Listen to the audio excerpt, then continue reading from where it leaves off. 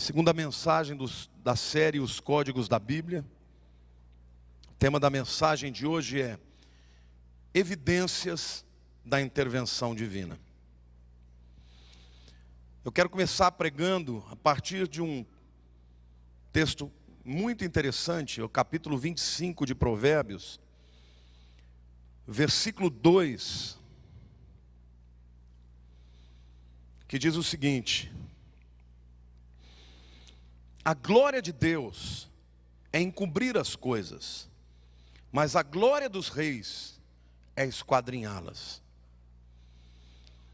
Salomão era um homem muito sábio. E em toda a sua sabedoria, ele começou a observar a natureza, a vida. E ele começou a perceber que existia em todas as coisas, na natureza, na biologia, na botânica, no corpo humano, na própria mente humana, existiam traços e marcas da divindade. E ele, com toda a sua sabedoria, ele falava: meu Deus, eu não consigo entender todas as coisas. Então, quando ele fala que a glória de Deus é encobrir as coisas, na verdade ele está dizendo: Deus, tu és tão tremendo e tão grandioso, que com toda a minha sabedoria eu não consigo entender tudo que o Senhor tem feito. Mas ele, da mesma maneira que ele engrandece a Deus ao dizer: a glória de Deus é criar coisas excepcionais, que nenhum homem pode entender. A glória dos reis, dos que lideram, dos que estão colocados em posição de liderança, é de esquadrinhar, é de entender, é de compreender. Querido, o conhecimento é um dos instrumentos mais poderosos para se conquistar, para se abrir portas. Amém ou não? Uma pessoa que se destaca numa área por conhecer algo que a maioria não conhece, é alguém que é honrado, as portas se abrem.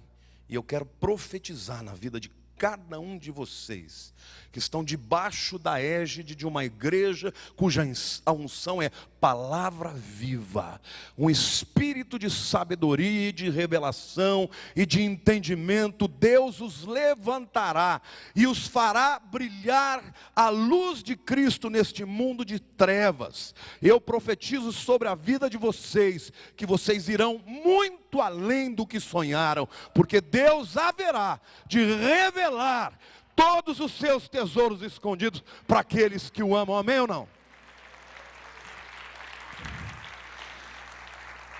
E para estes a quem Deus revela os seus segredos, se tornam reis e sacerdotes. Amém? O que é um código? É uma sequência lógica, que num primeiro momento é criado para encriptar, para esconder verdades. Mas para aqueles que têm acesso a esse código, portas se abrem. Quando você cria um código, uma senha para o seu e-mail, esta senha abre portas para que você ou qualquer pessoa que tenha essa senha entre nos seus e-mails, leia a sua correspondência. Sim ou não? O que eu quero dizer para vocês é que a Bíblia tem os seus códigos. Deus, ao escrever através de tantos homens diferentes, num período de praticamente 1500 anos, tinha um propósito de revelar a si mesmo aos homens e revelar o seu propósito, a sua vontade para a raça humana. Acontece que estes códigos, eles vão sendo compreendidos no momento em que Deus traz a revelação. E uma vez que uma pessoa descobre algo, aquilo se torna algo tremendo. Ainda hoje, Deus está revelando que a sua palavra é uma palavra de mistérios revelados para aqueles que o buscam. Amém? Diga para a pessoa do teu lado: você está preparado? Deus vai te revelar hoje alguns códigos importantíssimos que vão mudar o teu coração em nome de Jesus. Profetiza na vida do teu irmão: você não será mais o mesmo, porque a palavra viva do Senhor atravessará a sua alma, irá até o mais profundo do teu ser, em nome de Jesus. Aplauda o Senhor, diga eu creio, diga eu creio.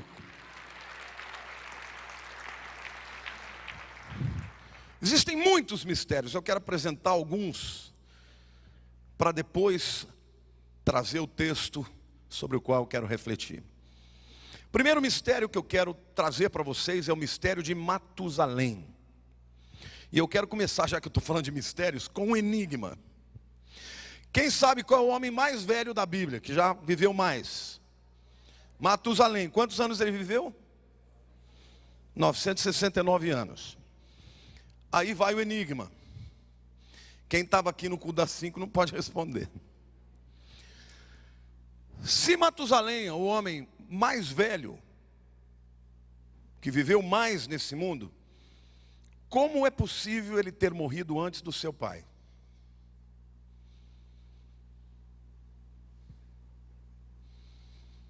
Entenderam a pergunta ou não? Se ele foi o homem que mais viveu, ninguém viveu mais que ele, como ele pode ter morrido antes do seu pai?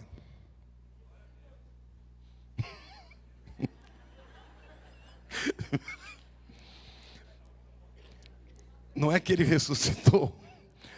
Na verdade, Matusalém foi filho de Enoque. E Enoque não morreu, foi arrebatado. Essa é a razão porque ele morreu antes do seu pai. Mas Matusalém, na verdade, ele nasceu quando Enoque fez 65 anos de idade. Enoque foi um homem normal, deve ter vivido uma vida normal. Mas quando ele tinha 65 anos, ele foi transformado. E a Bíblia diz que a partir daí, ele viveu 300 anos com Deus. E um dia ele estava tão próximo de Deus, andando tão perto de Deus, com tanta comunhão, intimidade, que Deus deve ter virado para ele e falar: Enoque, você está tão pertinho de mim, vamos fazer um negócio? Vem para cá, deixa para lá aquele mundo que você vem viver comigo. E foi arrebatado. A Bíblia diz que ele sumiu, sem morrer. O que será que aconteceu na vida de Enoque? Que revelação é essa que ele teve? O filho que ele teve, ele deu o nome de Matusalém. Matusalém significa sua morte trará. Deus revelou a Enoque que quando seu filho morresse, viria o juízo sobre a terra. No ano em que Matusalém morreu, o dilúvio veio. Queridos, 4 gerações Deus avisou que o juízo viria. Deus é longânimo. E a paciência de Deus, Deus fez com que este homem, cujo nome revelava que Deus haveria de trazer juízo sobre a terra, fosse o homem que mais vivesse na terra, só para que Deus deixasse claro: eu não quero acabar com ninguém. Meu propósito é trazer vida e não morte, mas vocês têm que se arrepender. E durante 4 gerações, Deus esperou o arrependimento dos homens. E não houve. Quando Matusalém morre, o dilúvio vem. Mas eu quero que vocês entendam que por trás desse código tem muito mais do que isso. Enoque foi um homem que foi arrebatado sem passar pelo dilúvio, que é o juízo de Deus. Muitos teólogos acreditam que Enoque representa a igreja que vai ser arrebatada antes do juízo que virá sobre toda a terra. Então aqui nós temos o primeiro código, em que Deus permite que uma pessoa tenha um nome que aponta para uma revelação tremenda. Eu imagino como as pessoas que sabiam o que Deus revelou para Enoque, olhava para Matusalém. O menino tinha um resfriado, todo mundo já dobrava o joelho para confessar pecado. Se ele morrer, o juízo veio, eu tenho que estar bem com Deus. Deixa eu mostrar um pouquinho mais deste código da Bíblia, um dos códigos da Bíblia, que é, de fato, o dilúvio de Noé. Mas antes de falar do dilúvio propriamente, eu quero ler a genealogia de Gênesis capítulo 5, que começa com Adão e termina com Noé. Essa genealogia é aquele tipo de coisa que você está lendo na Bíblia, né? Aí de repente você chega em Gênesis 5 e você fala, meu Deus, esse monte de nomes aqui, chato ler, né? Então aí você dá uma pulada, pula a página. Você já fez isso? Você vai lendo a Bíblia, chega lá e fala, nossa, esse monte de genealogia eu não vou ler não. Eu vou pular. Aí depois fala, eu li a Bíblia inteira. Não, tem que ler a genealogia também. Mas essa genealogia, Deus mandou relatar todos os homens que nasceram de Adão até Noé. Adão gerou a Sete, que gerou a Enos, que gerou a Quenã, que gerou a Malalel, que gerou a Jared, que gerou a Enoque, Matusalém, Lameque e Noé. Quando você conhece o significado dos nomes, forma uma frase embaixo. Na verdade, essa genealogia é uma profecia encriptada, codificada. Uma profecia de quem? Vocês vão entender. Adão significa homem. Quando Deus criou o homem, Ele fez o homem do barro. Barro no hebraico é Adamá. Eu criei o homem do Adamá, então ele é Adam, homem. Homem veio do barro. Adão significa homem. Sete significa apontado. Enos significa frágil, mortal.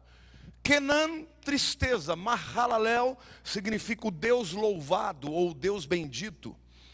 Jared vem do verbo yarad, que significa descer, descerá. Enoque significa o que ensina, o que está ensinando. Matusalém ou Matushalar, a sua morte trará. Lameque é desespero. E Noé, ou Nar, é descanso. Deixa eu fazer uma pergunta para vocês. Ao homem foi apontado mortalidade e tristeza. Aconteceu isso quando? Depois do pecado. Pode responder, viu gente? Mas o Deus bendito descerá. Quem desceu? Quem é o Deus bendito que desceu? Jesus. Ensinando que sua morte trará. A morte de quem? Trará o quê? Desespero e conforto. Espera lá. Como assim? Desespero para quem? Para quem não crê. Conforto para quem? Para quem crê. Pergunta para a tua pessoa do teu lado. Você crê que Jesus morreu no teu lugar?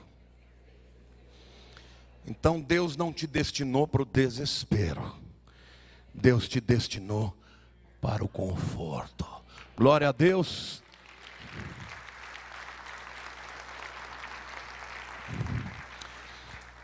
Isso é tão claro que Deus está falando através dessa genealogia, que assim que o homem cai, ele já planeja trazer a salvação e o descanso. Por isso que Noé, cujo nome é Noar, significa descanso, foi livre do dilúvio na arca que representa Cristo. Quando a arca foi descendo porque as águas foram baixando, a arca desceu num monte chamado Ararat. Queridos, imaginem, muitas montanhas. Deus fez com que ela descesse num monte chamado Ararat. No hebraico, Arar significa maldição. Se você tem um dicionário hebraico, você vai ver que Ararat significa maldição revertida. Quando a arca desceu no monte, Deus falou, a maldição foi revertida. Noé, você pode começar uma nova vida, e eu tenho algo novo para você. Amém ou não? Glória a Deus, veja que coisa tremenda. Mas você vai dizer, mas pastor, o que isso tem a ver com Jesus? Porque você diz que quem desceu foi Deus. E que ele desceu para ensinar que a sua morte trará para uns o desespero e para outros o descanso. Explique isso melhor. Então vamos continuar. Vamos para o terceiro enigma ou código da Bíblia.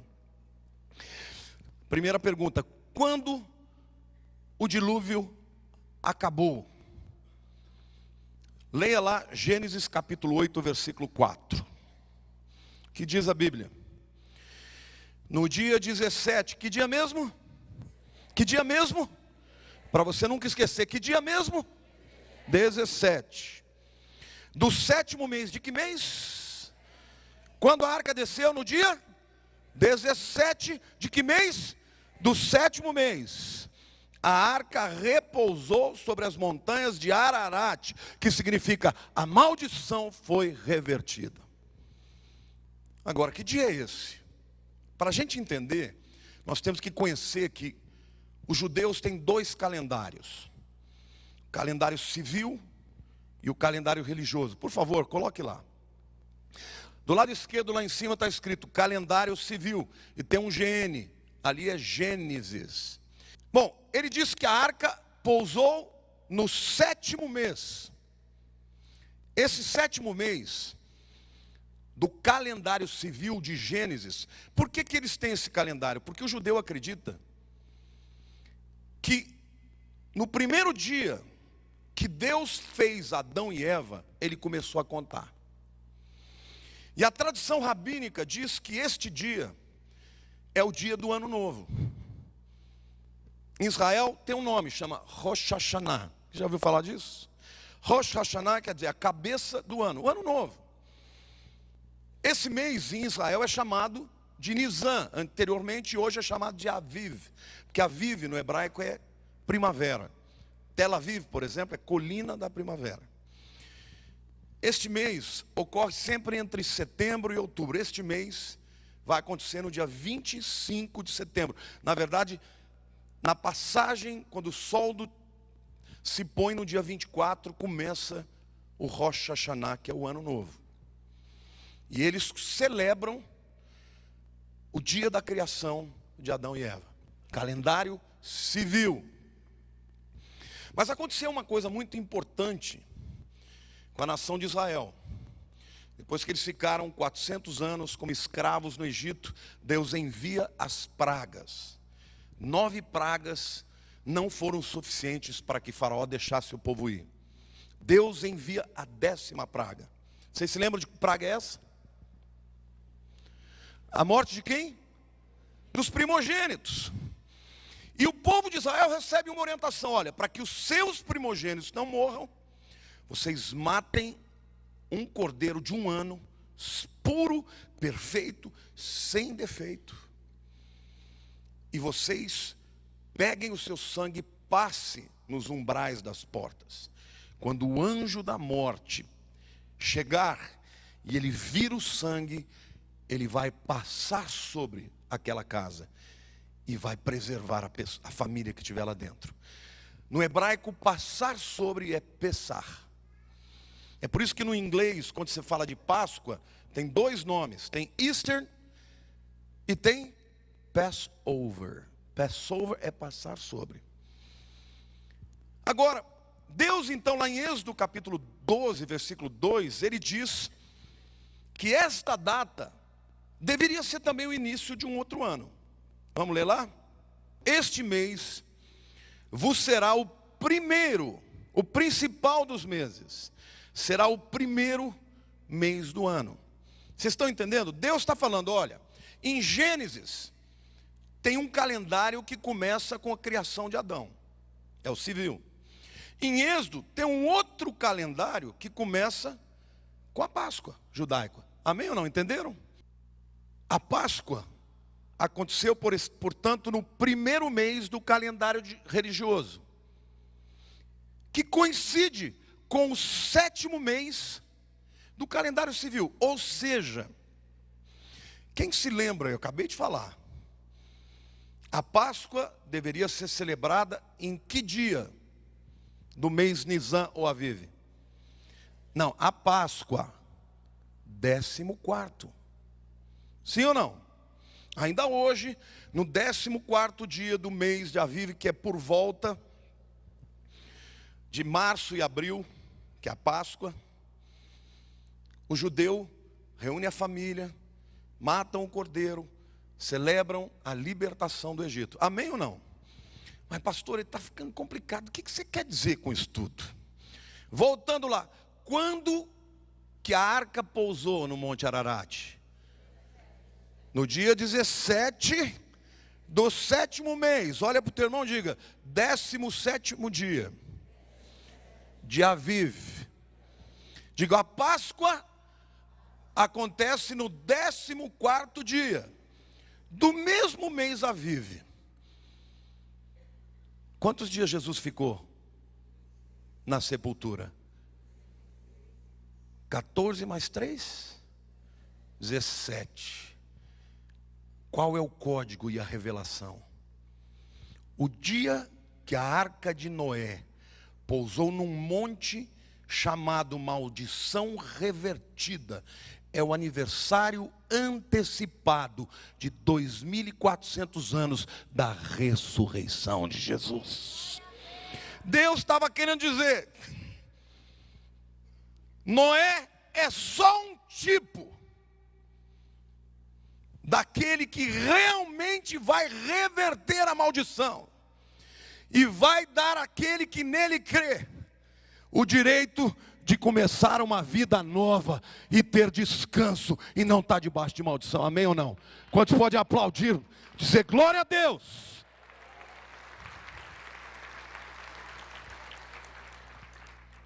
Agora, quando você olha para um negócio desse e fala: não é possível, tem que ter a mão de Deus aqui. Ninguém vai me convencer que rabinos do passado inventaram essa história para falar de alguém que eles não creem. Vou escrever uma genealogia que vai se aplicar a Jesus, mas eu não creio nele. Deus está por detrás de todas as coisas, querido. Você está me entendendo? Ainda que os homens se levantem, que os impérios, que os reinos, que os dominadores se levantem, eles não são nada diante de Deus que está sentado no trono e que olha para os homens, e para aqueles que o afrontam ele se ri. E para aqueles que nele creem, ele diz: fiquem seguros, porque do mesmo jeito que eu livrei Noé, e ele passou pelo dilúvio e não foi destruído, aquele que crê em mim, no dia da ressurreição do meu filho, eu estabeleci uma nova vida para todo aquele que nele crê. Amém ou não? Diga para a pessoa do teu lado: você é do tipo de Noé, do tipo que não é destruído pelo juízo, do tipo que descansa e começa uma nova vida. Quem está em Cristo é nova criatura. As coisas velhas já passaram, eis que tudo se fez novo. Uma salva de palmas para o Rei Jesus. Não é tremendo, meu irmão? 2.400 anos antes de Jesus ressuscitar, Deus escolheu uma montanha e falou assim: essa montanha que chama montanha, a maldição revertida, vai ser o lugar onde eu vou fazer a arca de Noé pousar. No dia 2.400 anos, no dia antecipado da ressurreição de Jesus. Porque, querido, se Jesus tivesse morrido, mas não tivesse ressuscitado, então a nossa fé era vazia. Porque a morte de Jesus pagou o preço pelos nossos pecados, mas a sua ressurreição é a garantia da vitória sobre o maior algoz da humanidade, que é a morte.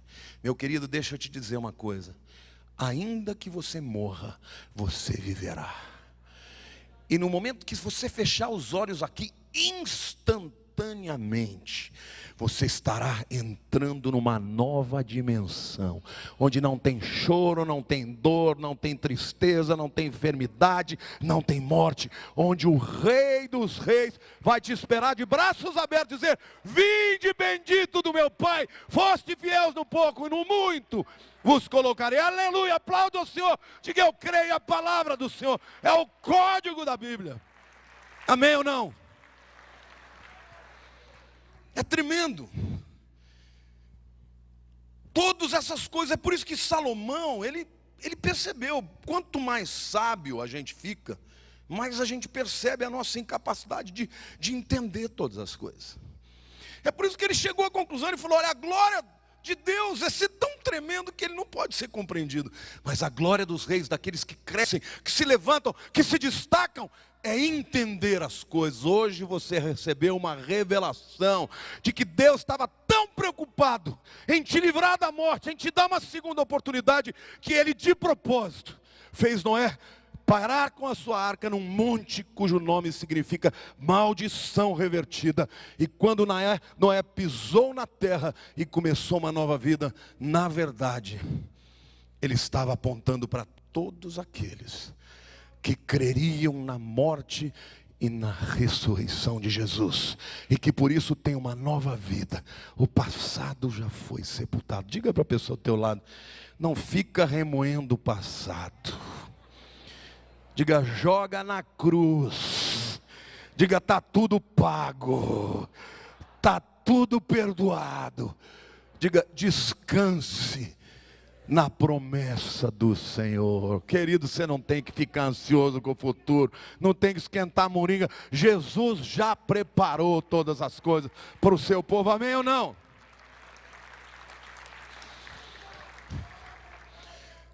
Um próximo código que eu quero apresentar para vocês, falar rapidamente, porque ainda quero falar de um texto de Paulo que é tremendo.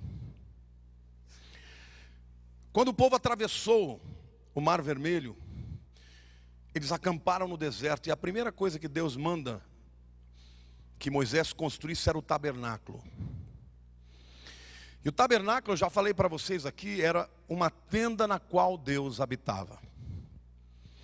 E Deus, imagine, 2 milhões de homens, portanto devia ter pelo menos 5 milhões de pessoas no deserto. Eles não podiam escolher onde eles iam ficar. Deus ordenou, falou, tais tribos ficam daqui, tais tribos ficam aqui, todas em torno do tabernáculo. Deus orientou Moisés, e Moisés disse, olha, vocês fiquem aqui, vocês aqui, vocês aqui, vocês aqui. E o tabernáculo no meio. Quando Moisés subia no Monte Sinai, vejam o que ele enxergou. Queridos, do Monte Sinai, Moisés enxergou o tabernáculo, que é aquele em amarelo, e as tribos dispostas desse jeito. Com o que parece? Ah, cruz. A primeira, sabe onde eu vi isso? Uma das primeiras vezes que eu fui a Israel, eu comprei um livro dos rabinos, explicando como era o tabernáculo no deserto e o templo depois. Eu vi uma foto parecida com essa. Eu falei, meu Deus, será que eu estou ficando louco ou isso parece a cruz? Os próprios judeus fizeram esse desenho. Não esse especificamente, mas naquele livro. Jesus é o tabernáculo. Quando ele nasceu, João diz assim, o verbo se fez carne e tabernaculou entre nós. Quem é o tabernáculo de Deus no meio dos homens? Diga, Jesus. As tribos de Israel estavam dispostas, as 12 tribos. Esses 4 animais, na verdade, são estandartes de 4 das principais tribos. Um boi, um leão, um homem e uma águia. Mas o que isso tem a nos dizer? Saibam vocês que o querubim que guardava a presença de Deus, a Bíblia descreve que ele tem 4 faces: de touro, de boi, de homem e de águia. O que isso quer dizer? Quando João no Apocalipse vê a sala do trono, ele vê 4 seres viventes, sai 4 criaturas diferentes, e cada uma delas tem as mesmas 4 faces. Olha para o teu irmão do lado e diga, o que isso representa? Mais uma vez, quem é o tabernáculo? O que fala da cruz? Jesus. Os teólogos dizem que esses 4 animais são as 4 facetas de Jesus Cristo apresentada nos evangelhos. Mateus escreveu para o povo judeu. O povo judeu esperava um rei, o Messias. E a profecia dizia que o Messias que viria era o leão da tribo de Judá. Marcos foi escrito para os romanos. Os romanos não entendiam nada de teologia, o que eles entendiam era de prática. Então, quando Pedro relata para João Marcos, para que ele escreva o que Jesus fez, há uma característica clara no livro de Marcos. O livro de Marcos sempre diz, toda vez que Jesus ia curar alguém, diz, imediatamente foi curado. Mostrando a capacidade de Jesus de operar coisas que ninguém operou. Para que o romano pudesse crer que ele era o Filho de Deus. Para Marcos, Jesus é apresentado como o servo de Deus. Diga, para Mateus, o rei, o leão da tribo de Judá. Para Marcos, diga, o servo, o boi, que é um animal que trabalha, que opera. Lucas escreveu para os gregos. Os gregos queriam sabedoria, inteligência. Os gregos tinham o ideal do homem perfeito. O Adonis, a figura do homem perfeito. E no livro de Lucas, mais do que em qualquer outro, Jesus é visto como o filho do homem. Diga assim, Jesus é rei, Jesus é servo, Jesus é o filho do homem. E em Marcos, em João, o apóstolo descreve a Jesus como filho de Deus. Quem é a águia? É o pássaro que voa alto, soberano. E em Israel, a águia sempre se referia ao Espírito de Deus. Quem é o Cristo que nós servimos? Ele é Deus, Ele é homem, Ele é servo e Ele é rei. Ele é Deus e o Criador de todas as coisas. Ele é homem porque o homem se fez para ser semelhante a nós. Ele é o boi que nos serviu e como servo foi até a morte para nos salvar. Mas Ele é o Filho de Deus, o ungido, o Messias. Glória a Deus. Tudo isto aponta para Jesus. Agora eu quero que você entenda o que isso tem a ver comigo. Por que eu preciso saber desse monte de coisa? Meu querido, às vezes você está preocupado com a conta que você tem que pagar daqui uma semana. Aí fica com dor de estômago. Está com medo, houve uma notícia na tua empresa que vão passar o rodo e você vai perder o emprego. Liga a televisão e diz que a economia vai mal. E você, empresário, fala, minha empresa vai passar mal. O Senhor me mandou dizer para você, querido, se eu governo todas as coisas, se eu faço com que todas as coisas aconteçam do jeito que eu quero, na hora que eu quero, eu não vou cuidar de você. Amém ou não? Querido, a tua vida não está entregue ao ermo, ao acaso, à sorte, às evidências humanas. E Paulo entendeu esta palavra quando escreve aos Efésios no capítulo 1, versos 7 a 12, eu quero ler com vocês. No qual temos a redenção pelo seu sangue, a remissão dos pecados, segundo a riqueza da sua graça, que Deus derramou abundantemente sobre nós. Diga para a pessoa ao teu lado, Deus tem graça para a tua vida. Diga, e abundante, e é rica. E ele diz mais, em toda sabedoria e prudência, desvendando-nos o mistério da sua vontade. Diz assim, a vontade de Deus, durante muitos anos, estava em código, era um mistério, mas ela foi desvendada, segundo o seu beneplácito, ou seja, do jeito que Ele quis, que propusera em Cristo, em quem, meu irmão? Diga, Cristo, de fazer convergir nele, na dispensação da plenitude dos tempos, todas as coisas, tanto as dos céus quanto as da terra. Nele digo, no qual fomos também feitos herança. Olha para o teu irmão do lado e diga assim, você é a herança. que Deus deixou para Jesus. Você está me entendendo, meu irmão? Você não é qualquer porcaria. O Deus dos céus disse assim: eu vou dar para o meu filho uma herança. E essa herança são vocês. Queridos, a Bíblia diz que os anjos, que são seres perfeitos, que nunca pecaram, eles nos olham e não entendem. Como é que Deus pegou esse bando de pecadores e nos colocou acima dos anjos? Porque, meu irmão, os anjos hoje, eles servem o povo de Deus. E um dia nós vamos chegar nos céus, e os anjos vão cantar e glorificar a Elohim, porque eles são criatura de Deus. Mas eles vão olhar para nós e eles vão dizer: eles são filhos de Yahvé. Porque Yahvé é o Deus redentor. Eles não nos entendem. Deus me mandou te dizer: você é herança de Deus para o seu filho Jesus. Você não é qualquer porcaria, não. Glória a Deus, aplauda o Senhor, diga: eu creio.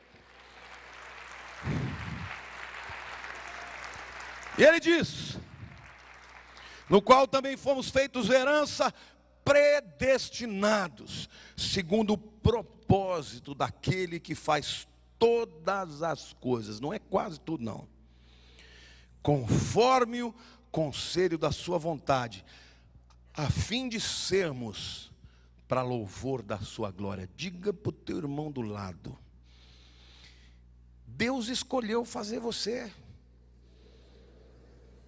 motivo de louvor para Deus, para Jesus.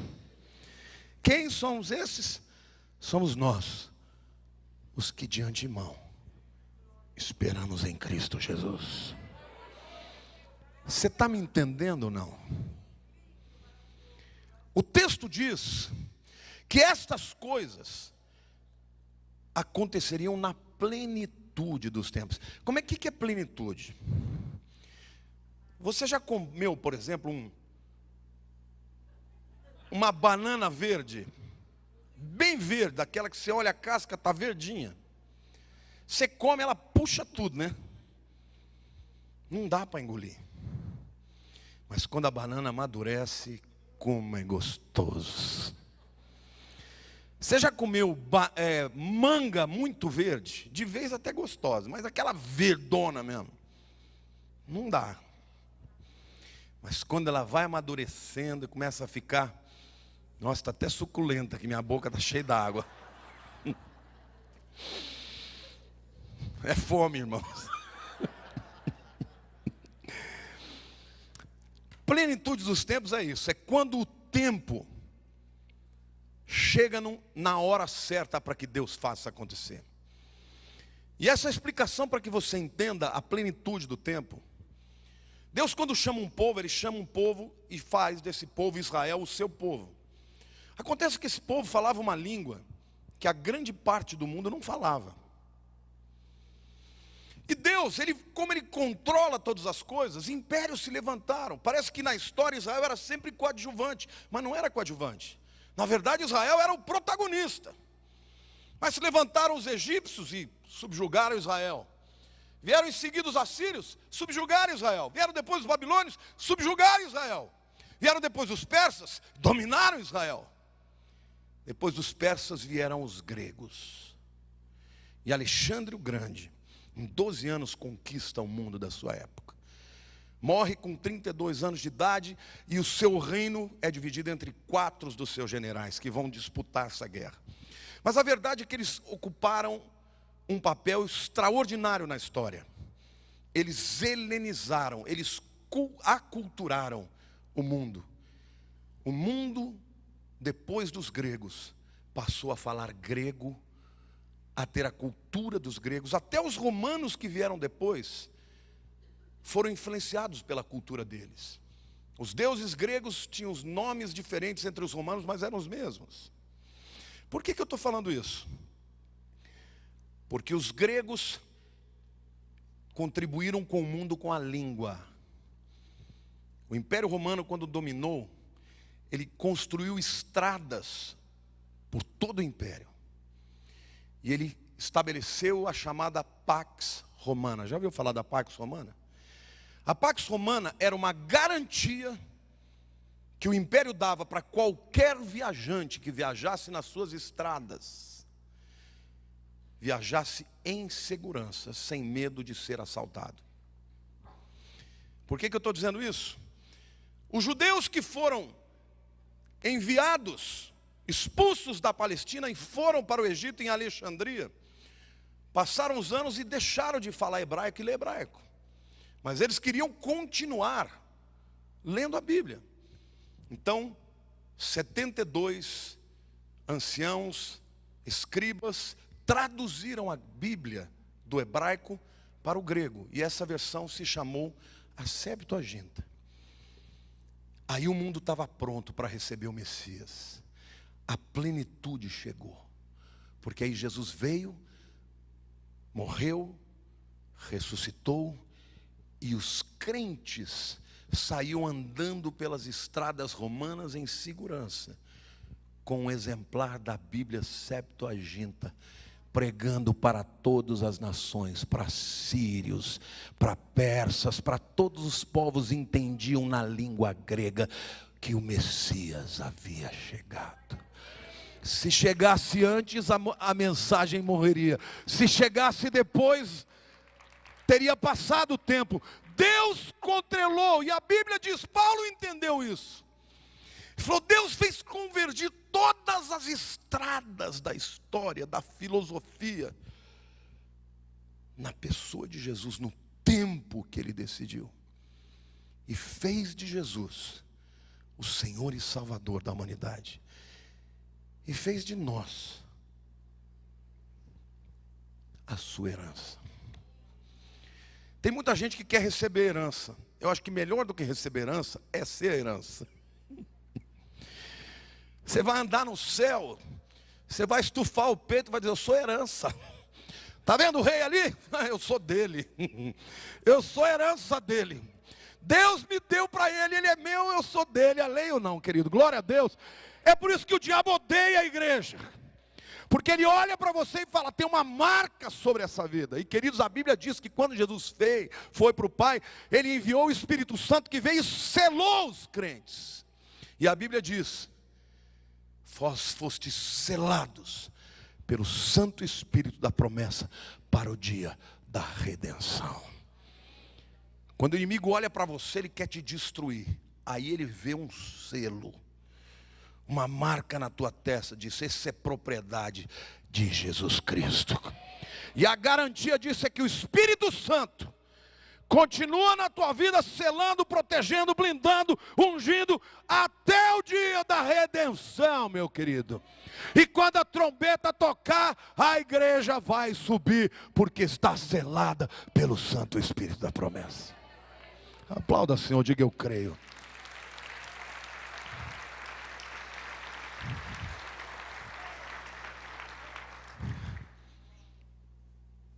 Porque estáis ansiosos do que a vez de vestir, do que a vez de comer.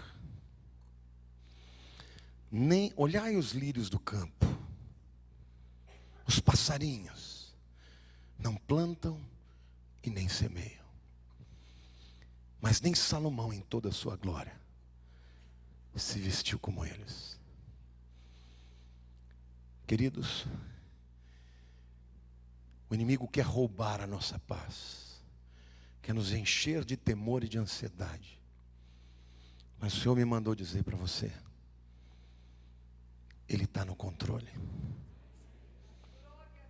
Nada escapa à soberania de Deus. Está me entendendo? Os anos dessa vida vão passar muito rápido. Logo, logo nós estaremos na presença do Senhor. Por isso, é tempo de você dizer, sei viver no pouco e sei viver no muito. Tudo posso naquele que me fortalece. Por isso você tem que ser capaz de dizer, Senhor, eu te louvo, eu te adoro, porque o Senhor cuida de mim. O Senhor cuida da tua família, o Senhor cuida da tua vida, da tua saúde, da tua vida profissional. Deus permite que você passe por abalos e as lutas da vida são para te fortalecer. Mas querido, Ele está presente na tua história. Todas as coisas convergem para Jesus. Olha para a pessoa do teu lado e diga: você acha que você caiu aqui de paraquedas? Às vezes a gente fala: como é que eu me converti? Como é que aconteceu, querido? Lá na eternidade, Deus falou: vai acontecer assim, assim, assim e assim. Tem gente aqui que fugiu de tudo quanto é jeito e topou com ele. Porque é assim que Deus faz. E até quando você se rendeu a Ele.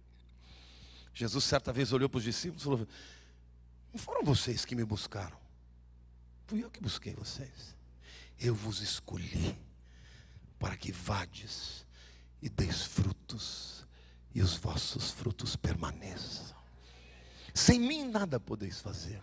Está entendendo, meu querido? Há um nome que está escrito no livro da vida, que é o seu nome. E Paulo entendeu essa grandeza e diz: nós fomos feitos herança, predestinados pelo Senhor, para louvor e glória do seu nome. Amém? Hoje é noite de você se render a esse Deus soberano. Eu não sei você, mas me dá uma segurança saber que Ele cuida de mim, que nem galinha cuida dos seus pintinhos. Só que eu vou dizer uma coisa: as asas do Papai do céu são poderosas. Se Ele der uma batidinha assim, vai a ventania, demônio vai pular para tudo quanto é lado. Se Ele der uma piscadinha no chão, vai tremer o chão, e os céus vão todos para debaixo das suas asas. Você pode dizer: eu recebo esta palavra que o Senhor tem para a minha vida, eu creio em nome de Jesus.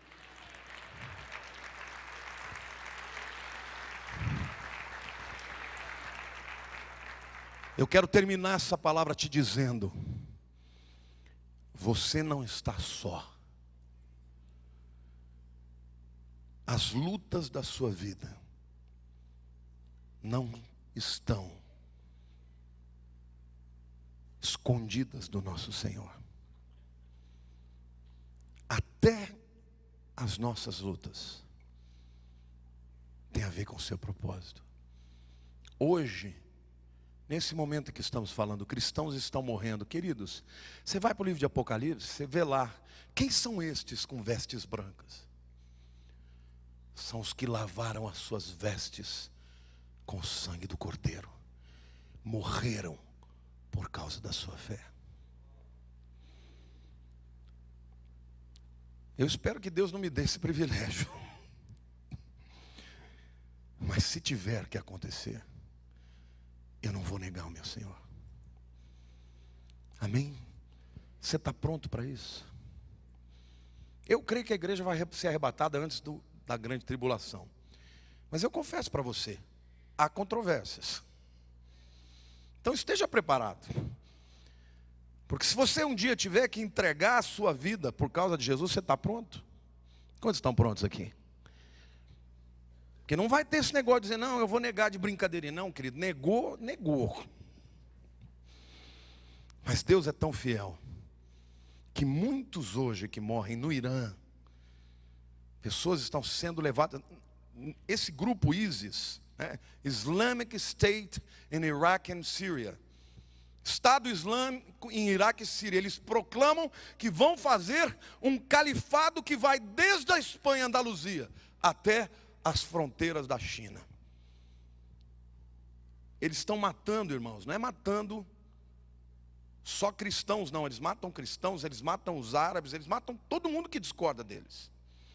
E hoje, a situação é assim: ou você aceita o Islã do jeito que nós estamos te falando, ou você vai morrer.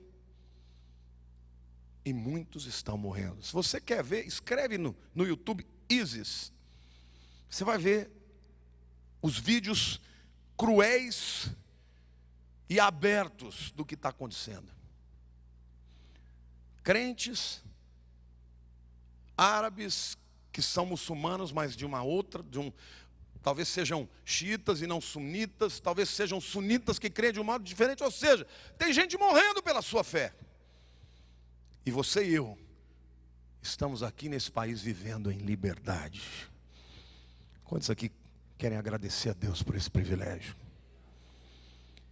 A gente pode celebrar os 25 anos da igreja, louvar a Deus, pregar a palavra, e você pode receber essa palavra e estar num lugar em liberdade.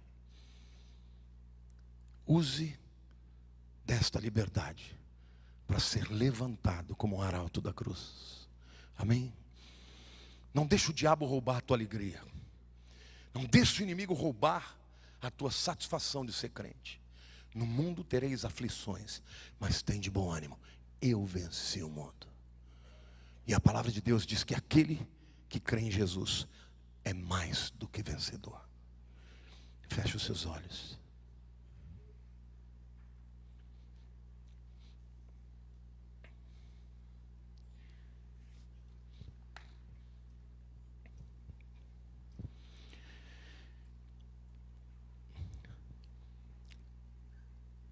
Desde os primórdios, desde que o homem caiu, Deus começou a se revelar para a humanidade.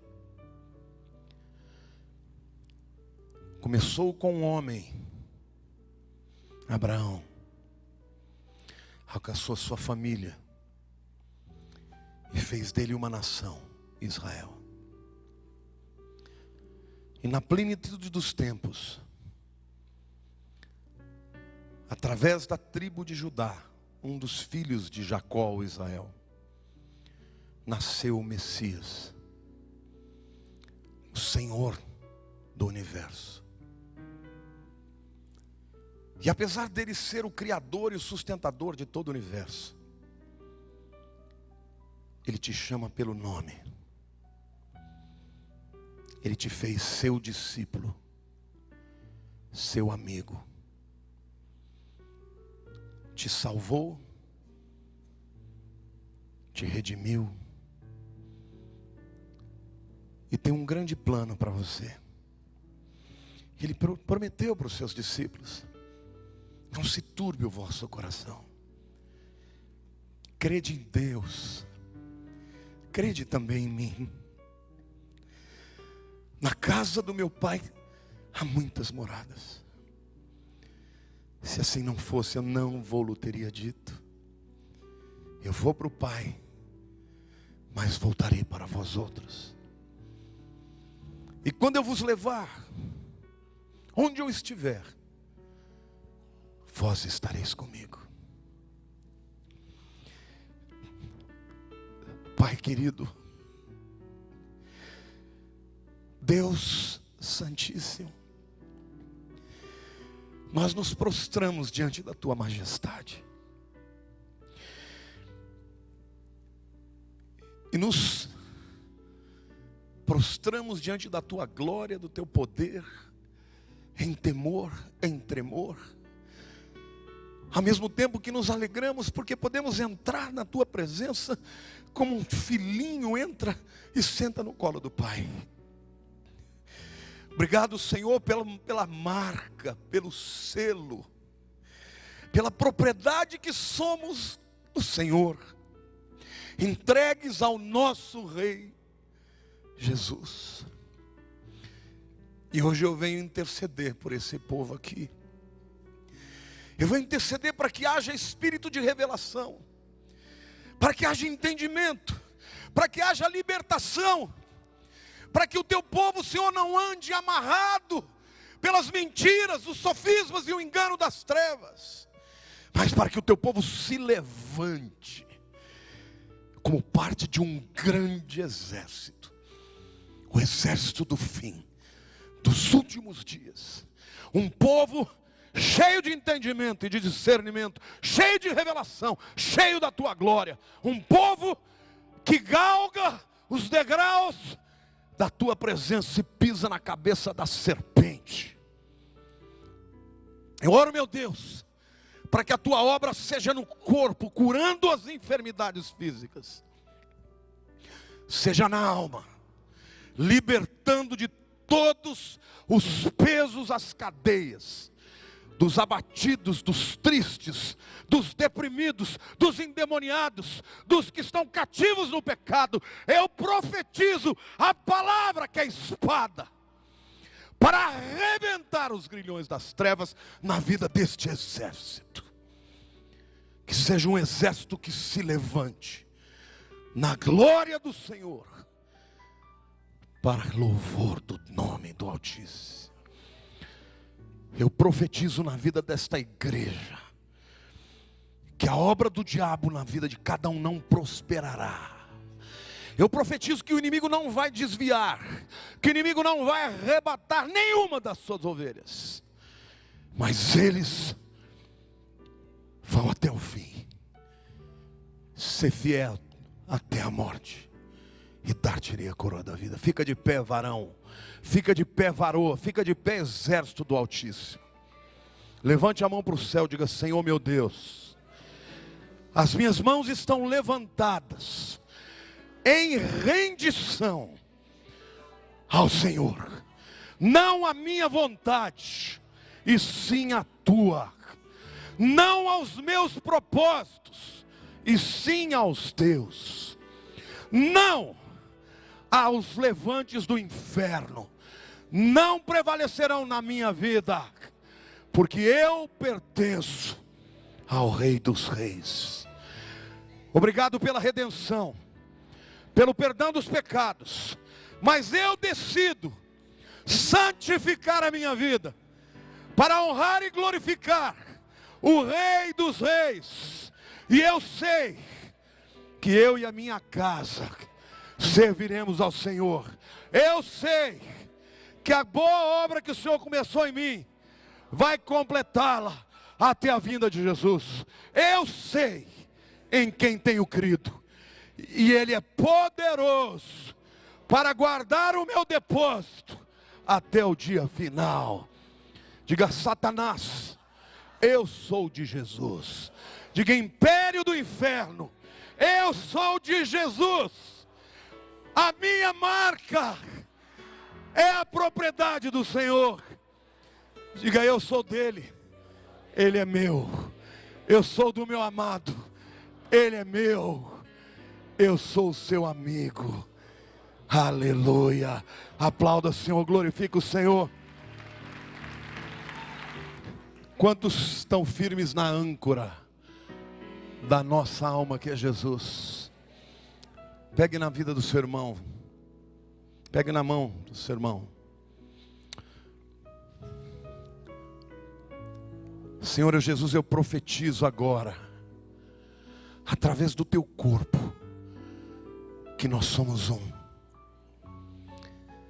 Que através de cada um a unção de cura invada o corpo enfermo, e que a morte, a enfermidade sejam vencidas pelo Espírito de vida que há em Jesus. Eu declaro cura física na tua vida. Diga: eu recebo. Diga: eu recebo cura física em Jesus. Eu tenho saúde. Eu profetizo libertação na alma. Meu querido, o diabo tem dito para você que existem cadeias que você nunca vai se livrar delas. Mas eu estou te dizendo que a palavra de Jesus liberta. A palavra de Jesus liberta. Você está me entendendo? Diga: eu sou livre. Em Jesus. Eu estou livre. Em Jesus. E Senhor, que o Espírito da tua igreja seja poderoso. O Senhor me diz que vai haver momentos na tua vida que a carne vai estar fraca, mas o Espírito vai estar forte. E a sua carne vai ser dominada pelo teu Espírito. O Senhor me manda te dizer que nos momentos em que você tiver de maior fraqueza na tua carne, serão os momentos que o poder de Deus da ressurreição vai operar na tua vida. Na hora que o diabo tiver para te levar à queda, você vai se levantar e vai ser instrumento de libertação, de salvação, de glória para o Deus Altíssimo. Amém ou não? Este é o exército que Ele está preparando. Um exército que sabe a quem serve. Queridos, você está servindo a um exército que tem as melhores armas, que tem os melhores soldados, os melhores estrategistas. Você fica tranquilo. Mas não tem nenhum exército da terra que pode te dar essa proteção. Nesse lugar aqui tem mais anjos do que gente. O Senhor me mandou te dizer que eles estão à sua disposição. Você não precisa enfrentar a tua guerra sozinho. Basta você clamar a Deus: Senhor, envia o meu anjo.